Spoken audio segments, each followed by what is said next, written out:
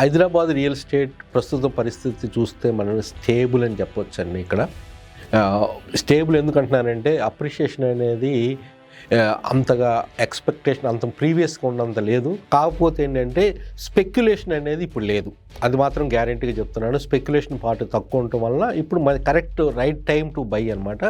Villas కూడా వచ్చేలేక ఏంటంటే villas trend అనేది ఇప్పుడు బాగా స్టార్ట్ అయింది. ఎందుకంటే చాలా చోట్ల ఏంటంటే లొకేషన్ వైజ్ మనం చూసుకుంటే కూడా అపార్ట్మెంట్ కాస్ట్లో విల్లాస్ వచ్చే సెగ్మెంట్ కూడా ఉన్నాయి.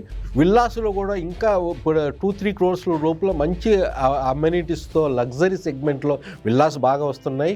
ముఖ్యంగా ఓఆర్ఆర్ ఎగ్జిస్ట్ దగ్గర ఇంకా కొంచెం దాన్ని కూడా అఫోర్డబుల్ చేయని పరిస్థితి కూడా ఏంటంటే లెస్ దెన్ 1 crore rupees కూడా విల్లాస్ టైప్ ఇండిపెండెంట్ హౌస్ వస్తున్నాయి. ఎందుకు చెప్తున్నానంటే కొన్ని చోట్ల కొంగరగలాంటి 78 lakhs 79 lakhs కూడా కొన్ని వస్తున్నాయి.